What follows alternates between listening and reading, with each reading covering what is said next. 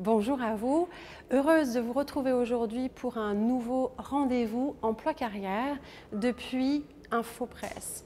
Alors pour ceux qui ne me connaissent pas, je m'appelle Yvonne Ledotte. Je suis coach en emploi-carrière, experte LinkedIn et certifiée en personal branding.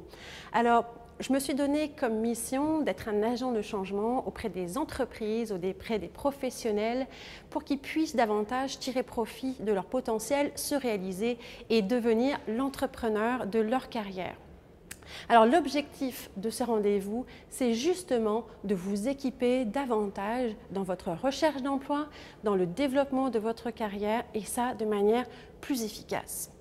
Alors aujourd'hui, on va parler développement de carrière et revenir sur un sujet qui pour beaucoup d'entre vous est certainement encore flou, le personal branding. Alors je vais vous faire un cours 101 et vraiment mettre en lumière tout ce qui fait qu'aujourd'hui c'est un incontournable dans le développement de votre carrière.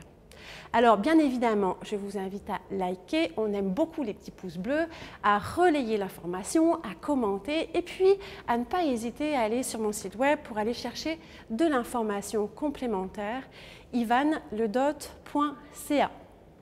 Alors je vais commencer par vous partager le constat que j'ai fait sur mes 15 ans d'expérience professionnelle en tant que ressources humaines dans des institutions de grande envergure. Concrètement, aujourd'hui, je pense que bien faire son travail, être un bon élève, ne suffit plus. Il faut développer sa réputation en continu pour sécuriser sa carrière. Et ça, surtout dans un monde où la constance c'est le changement, où on parle continuellement de transformation organisationnelle. Et c'est justement en réponse à cette réalité que j'ai décidé de focaliser l'ensemble de ma pratique sur le marketing personnel. Alors, je vais revenir sur les éléments clés, les concepts clés du marketing personnel pour qu'effectivement vous ayez une compréhension claire de ce qu'est et en quoi effectivement c'est un outil puissant en gestion de carrière.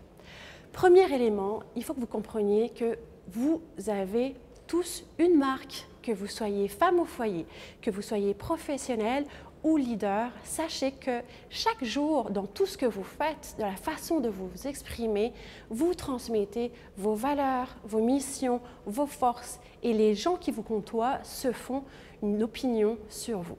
Maintenant, ce qui est intéressant de se dire, c'est justement, il faut que vous compreniez que votre marque personnelle, c'est bien souvent ce que les gens disent de vous quand vous n'êtes pas dans la pièce. Alors, est-ce que effectivement l'expérience que vous faites vivre aux personnes que vous côtoyez est cohérente avec ce sur quoi vous voulez être reconnu?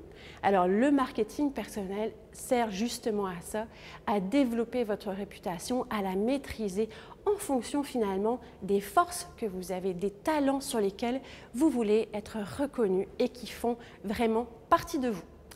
Deuxième élément, le marketing personnel consiste à développer vos différences, vos forces, vos talents et c'est en ça que moi j'adore ce concept.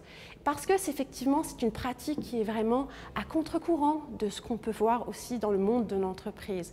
Moi ce que je pense concrètement c'est qu'aujourd'hui dans les entreprises on adresse, on gère des écarts de compétences. On développe les faiblesses des gens pour qu'effectivement ils rentrent davantage dans les prérequis d'un poste. On essaye finalement de standardiser les compétences d'une manière globale dans l'entreprise. Mais est-ce qu'on gère les talents? J'en suis pas convaincue.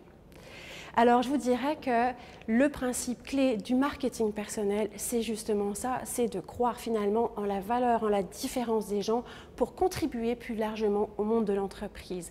Et l'objectif, il est là. Focalisons-nous à extraire les talents des ressources, à les maximiser pour qu'ils puissent contribuer davantage à la croissance d'une entreprise ou à sa croissance personnelle. Et dans ce cadre-là, bien évidemment que les faiblesses finalement commencent à diminuer dans le temps.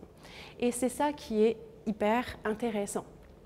Alors, et d'ailleurs, pour effectivement vous expliquer ça de manière un peu plus concrète, j'ai identifié un jour une quote d'Albert Einstein que j'aime beaucoup, qui mentionne le fait qu'on n'apprend pas à un poisson à voler, on lui apprend à nager plus vite. Et c'est vraiment ça le marketing personnel. Ne mettons pas l'emphase à développer les gens sur ce qu'ils ne sont pas ou ce qu'ils vont avoir du mal à développer. Focalisons-nous à développer ce sur quoi ils ont des vraies forces et un vrai talent.